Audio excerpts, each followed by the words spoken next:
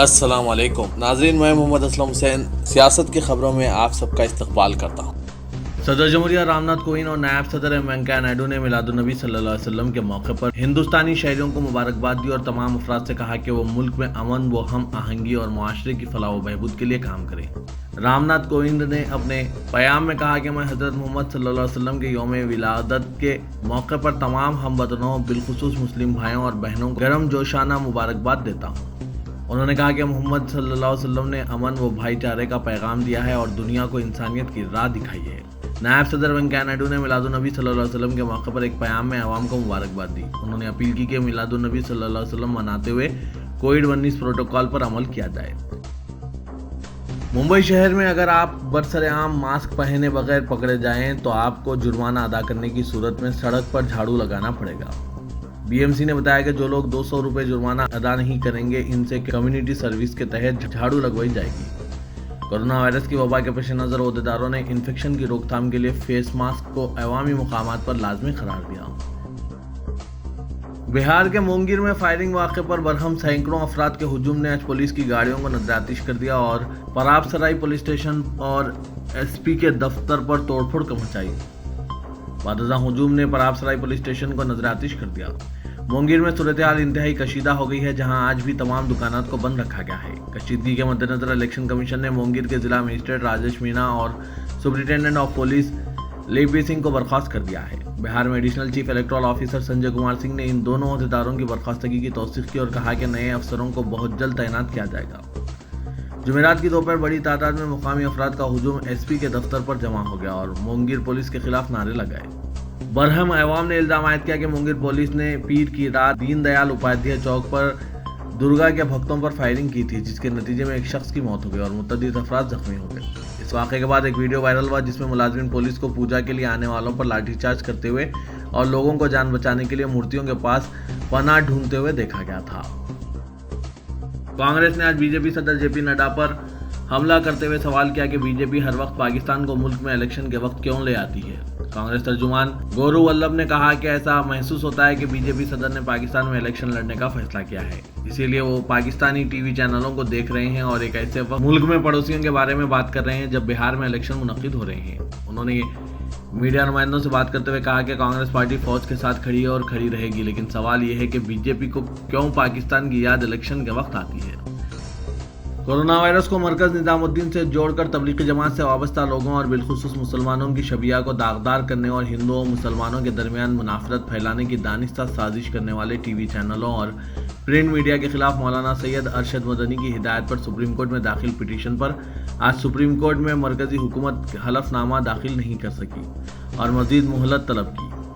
جینت المہین کی عرضی پر سماعت کے دوران یونین آف انڈیا کے وکیل نے عدالت سے حلف نامہ داخل کرنے کے لیے مزید وقت طلب کیا ہے، جسے منظور کرتے ہوئے عدالت نے اپنی کارروائی ملتوی کر دی۔ وزیر اعظم نریندر مودی نے آج فرانس میں حالیہ دہشت گردوں حملوں بشمول ایک چرچ کے اندر حملے کی سخت مذمت کی اور کہا کہ ہندوستان دہشت گردی کے خلاف لڑائی میں فرانس کے ساتھ کھڑا ہے۔ انہوں نے ایک ٹویٹ کیا، میں فرانس کے حالیہ دہشت گرد حملوں بشمول ایک چرچ کے اندر کیے گئے آج کے گھنونے حملے کی مذمت کرتا ہوں۔ انہوں نے کہا کہ مہلوکین کے خاندانوں اور فرانس کے عوام کو ہماری دلی اور گہری تعزیت پیش ہے۔ ہندوستان دہشت گردی کے خلاف لڑائی میں فرانس کے ساتھ کھڑا ہے۔ تارکین وطن کشمیری پنڈتوں نے آج مطالبہ کیا کہ جب تک ان کی برادری کو کشمیر میں باز آباد نہیں کیا جاتا، جموں کشمیر میں بیرونی افراد کو زمین کی فروخت پر امتناع عائد کر دیا جائے۔ تارکین وطن پنڈتوں کی کشمیر کو واپسی اور باز آباد کاری کے لیے کام کرنے والی ایک تنظیم کے صدر نشین ستیش امبروار نے اپنے ایک بیان میں کہا کہ حکومت ہند نے 27 اکتوبر 2020 کو جموں کشمیر کے لیے ایک نئے اراضی قانون کا اعلان کیا ہے، جس کے تحت ہندوستان کا کوئی بھی شہری جموں کشمیر میں زمین خرید سکتا ہے۔ انہوں نے کہا کہ اس قانون کی وجہ سے کشمیری پنڈتوں کو دھوکہ دہی کا احساس ہو رہا ہے۔ 31 سال تک ہم اپنے آبائی مقام کو واپس اور وہاں باز آباد کاری کے منتظر رہے ہیں اور اب ہمیں اپنی زمین پر دوبارہ بسائے بغیر حکومت ہند نے کشمیر کی اراضی کو فروخت کے لیے پیش کر دیا ہے، جس سے ایسا لگتا ہے کہ وہ کشمیری پنڈتوں کو دھوکہ دے رہی ہے۔ سری نگر میں پولیس نے پیپلز ڈیموکریٹک پارٹی کے دفتر کو سیل کر دیا اور لیڈروں و کارکنوں کو حفاظتی تحویل میں لے کر پارٹی کے نئے اراضی قانون کے خلاف احتجاج کو ناکام بنا دیا۔ پارٹی صدر محبوبہ مفتی نے پولیس کی طرف سے اس حرکت کی مذمت کرتے ہوئے کہا کہ ہم ڈیموگرافی کو تبدیل کرنے کی کوششوں کے خلاف آواز بلند کرتے رہیں گے۔ پی ڈی پی کے لیڈران و کارکنان جمعرات کے روز شیر کشمیر پارک کے قریب واقع پارٹی ہیڈ کوارٹر پر مرکزی حکومت کی طرف سے جموں کشمیر کے نئے اراضی قوانین کو لاگو کرنے کے خلاف احتجاج کرنے جمع ہوئے تھے۔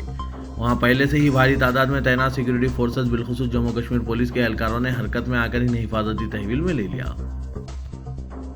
وزیراعظم نریندر مودی نے کہا کہ ہندوستان کی معیشت توقع سے زیادہ تیزی کے ساتھ پٹری پر آ رہی ہے، کیونکہ حکومت کی جانب سے لاک ڈاؤن کے دوران مختلف راحت اقدامات کا اعلان کیا گیا تھا، جس کی وجہ سے سماج کے تمام طبقات کو درپیش مسائل کو حل کرنے میں مدد ملی اور تمام معاشی شعبوں کو تقویت حاصل ہوئی ہے۔ اکنامک ٹائمز کو ایک انٹرویو دیتے ہوئے مودی نے کہا کہ انہیں امید ہے کہ 2024 تک ہندوستان 5 کھرب ڈالر کی معیشت کے نشانے کو حاصل کرنے لگے گا۔ انہوں نے کہا کہ اس بحران نے حکومت کو موقع دیا کہ وہ ایسے اصلاحات پر عمل کریں جس کا برسوں سے انتظار کیا جا رہا تھا۔ دہلی اقلیتی کمیشن کے سابق صدر نشین ظفر الاسلام خان نے کہا کہ ان کا کشمیری عسکریت پسندوں سے نہ تو کوئی رابطہ ہے اور نہ ہی ان کا کوئی تعلق ہے۔ انہوں نے خدشہ ظاہر کیا کہ انہیں دہشت گردی یا فساد کے مقدمات میں پھنسایا جا سکتا ہے۔ ان کا یہ ریمارک ایسے وقت سامنے آیا ہے جبکہ قومی تحقیقاتی ایجنسی نے ان کے دفتر پر دہشت گرد فنڈنگ کے سلسلے میں دعوے کیے ہیں۔ سلسلہ وار ٹویٹ میں ظفر الاسلام خان نے دعویٰ کیا کہ ان کے خلاف دعووں کا حکم اوپر سے آیا ہے اور NIA کے عہدیدار دیواریں کود کر ان کے احاطے میں داخل ہوئے۔ انہوں نے مکان میں داخل ہونے کے لیے صبر و تحمل کا مظاہرہ نہیں کیا۔ انہوں نے بتایا کہ کشمیری عسکریت پسندوں سے نہ تو ان کا کوئی تعلق ہے اور نہ ہی رابطہ ہے اور نہ ہی وہ کئی برسوں سے کشمیر گئے ہیں۔ ایسا لگتا ہے کہ انہیں فساد یا دہشت گردی کے معاملے میں پھنسانے کی کوشش کی جا رہی ہے۔ اداکار رجنی کانت نے اپنی خاموشی توڑتے ہوئے کہا کہ ڈاکٹرز نے انہیں سیاست میں داخل نہ ہونے کا مشورہ دیا ہے کیونکہ کورونا وائرس کی وبا اس کی ایک وجہ ہے۔ اداکار نے بتایا کہ وہ مناسب وقت پر اعلان کریں گے کہ آیا وہ سیاست میں داخل ہوں گے یا نہ ہوں گے۔ اس بیان کو اس بات کا اشارہ سمجھا جا رہا ہے کہ اداکار اپنی سیاسی جماعت قائم کرنے کے فیصلے پر سنجیدگی سے نظر ثانی کر رہے ہیں۔ ترکی کے ذریعے فرانسیسی صدر کی مبینہ توہین اور نازیبہ الفاظ کے استعمال سے متعلق حکومت ہند کے تنقیدی بیان پر اپنے رد عمل کا اظہار کرتے ہوئے جمعیت علماء ہند کے جنرل سیکریٹری مولانا محمود مدنی نے دعویٰ کیا کہ ہمیں حیرت ہے کہ حکومت ہند نے فرانسیسی صدر کی توہین پر اپنے دکھ اور ہمدردی کا اظہار تو کیا لیکن خود فرانسیسی صدر کے قابل مذمت اور غیر مناسب عمل کو یکسر نظر انداز کر دیا۔ مولانا مدنی نے کہا کہ ہندوستان کی خارجہ پالیسی ہمیشہ سے غیر جانبداری اور انصاف پر مبنی رہی ہے۔ اس طرح کی ایک طرفہ کارروائی ہماری پالیسی اور روایت کے بالکل خلاف ہے۔ انہوں نے الزام لگایا کہ حکومت ہند نے حمایت کا جو طریقہ اختیار کیا ہے اس سے اسلام دشمنی اور مسلمانوں سے نفرت عیاں ہوتی ہے، جس سے نہ صرف ملک کے 30 کروڑ مسلمانوں بلکہ سارے عالم کے مسلمانوں اور سیکولر افراد کی دل آزاری ہوتی ہے۔ امریکی وزارت خارجہ کے ایک سینئر عہدیدار کے مطابق ترکی کی جانب سے روسی ساختہ S-400 فضائی دفاعی نظام کا تجربہ کرنے کے بعد ترکی پر امریکی پابندیوں کا خطرہ بڑھ گیا ہے۔ وزارت خارجہ میں ہتھیاروں کی فروخت کے ذمہ دار کلارک کوپر نے میڈیا کو بتایا کہ ترکی پر پابندیوں کی تجویز بڑی حد تک قابل عمل ہوتی دکھائی دے رہی ہے۔ یہ موقف صدر ترکی رجب طیب اردوغان کے گزشتہ ہفتے ہوئے اعلان کے بعد سامنے آیا ہے۔ سعودی عرب کے علاقے جیزان میں خواتین، لڑکیوں اور بچوں میں گھوڑ سواری کی دلچسپی بڑھ گئی ہے۔ سعودی خواتین ایک کلب میں گھوڑ سواری کی ٹریننگ دے رہی ہے۔ ویب سائٹ کے مطابق سعودی ٹرینرز خاتون نے میڈیا سے گفتگو کرتے ہوئے کہا کہ ہمارے یہاں لڑکیوں اور بچوں میں گھوڑ سواری کا شوق بڑھتا جا رہا ہے۔ کامیاب گھوڑ سوار خواتین کی دیکھا دیکھی لڑکیوں اور بچوں میں گھوڑ سواری کو پسند کیا جانے لگا ہے۔ گھوڑ سواری کی ٹریننگ 15 کلاسوں میں دی جا رہی ہے۔ چیف منسٹر تلنگانہ کے چندر شیکھر راؤ نے دھرانی پورٹل کا افتتاح کیا۔ انہوں نے اس موقع پر کہا کہ دھرانی پورے ملک کے لیے رجحان ساز ثابت ہوگا۔ تلنگانہ کے عوام اب اپنی اراضیات آن لائن دھرانی پورٹل پر درج کرا سکتے ہیں۔ یہ پورٹل مربوط اراضی ریکارڈ مینجمنٹ سسٹم ہے۔ انہوں نے اس اقدام کو ریونیو سروس میں انقلابی اقدام قرار دیا اور توقع ظاہر کی کہ دھرانی پورے ملک کے لیے رجحان ساز ثابت ہوگا۔ ضلع میرچل ملکاجگری میں مدو چنتلا پلی تحصیلدار آفس میں پورٹل کا افتتاح کرتے ہوئے چیف منسٹر نے کہا کہ یہ پورٹل ریاست میں اراضیات سے متعلق تمام مسائل کی یکسوئی کے لیے ایک ہی قدم ثابت ہوگا۔ تلنگانہ میں نئے ریونیو قانون پر عمل آوری کا آغاز ہو چکا ہے۔ دھرانی پورٹل کے آغاز سے عین قبل حکومت نے ریونیو قانون پر نفاذ کے احکامات جاری کیے۔ حکومت نے تحصیلداروں کو جوائنٹ سب رجسٹرار کی حیثیت سے تقرر کے احکام جاری کیے اور انہیں غیر زرعی اراضیات کے امور سے نمٹنے کا اختیار دیا گیا ہے۔ حکومت نے 2 علیحدہ احکامات جاری کیے۔ حکومت کا کہنا ہے کہ محکمہ مال کی کارکردگی میں شفافیت پیدا کرنے اور عہدیداروں کو جوابدہ بنانے کے لیے قانون میں ترمیم کی گئی تاکہ عوام کو سہولت ہو۔ ریاستی الیکشن کمیشن کی جانب سے مجلس بلدیہ عظیم تر حیدرآباد کے انتخابات کے سلسلے میں سرگرمیوں کا دوبارہ آغاز کر دیا گیا ہے۔ ریاستی الیکشن کمیشن نے آج کمشنر مجلس بلدیہ عظیم تر حیدرآباد لوکیش کمار کو ایک مکتوب روانہ کرتے ہوئے GHMC حدود میں موجود تمام 150 ڈویژنز کے لیے علیحدہ ریٹرننگ آفیسرز اور اسسٹنٹ ریٹرننگ آفیسر کے تقررات کے عمل کو جلد مکمل کرنے کا مشورہ دیا ہے۔ تلنگانہ کی گورنر ٹی سوندرا راجن اور چیف منسٹر کے چندر شیکھر راؤ نے میلاد النبی صلی اللہ علیہ وسلم کے موقع پر مسلم بھائیوں کو مبارکباد پیش کی۔ انہوں نے توقع ظاہر کی کہ پیغمبر اسلام حضرت محمد صلی اللہ علیہ وسلم کی ولادت مبارکہ کے جشن کے طور پر عید میلاد النبی مناتے ہوئے مسلمان حضرت محمد صلی اللہ علیہ وسلم کی تعلیمات پر عمل پیرا ہوں گے اور خوشحالی اور فرقے وارانہ ہم آہنگی کے ساتھ جشن منائیں گے۔ سیاست ایجوکیشن فیئر کا 1 نومبر کو آغاز ہو رہا ہے۔ ایم ایس ایجوکیشن اکیڈمی کے زیر اہتمام منعقد ہونے والے اس ایجوکیشن فیئر میں engineering, pharmacy, management, B Ed کے داخلے کے لیے مختلف اعلیٰ ادارے حصہ لے رہے ہیں۔ لارڈس انجینئرنگ کالج اس کے معاون اسپانسر ہے۔ طلبہ سرپرستوں کے لیے ایک ایسا پلیٹ فارم جہاں ایک چھت تلے داخلے کے تمام امور انجام دیے جائیں گے۔ طالب علم پوری تیاری کے ساتھ شرکت کریں گے۔ ان کے لیے کون سا کورس بہتر رہے گا، داخلے کس طرح ہوگے، کاؤنسلنگ کیا ہوتی ہے۔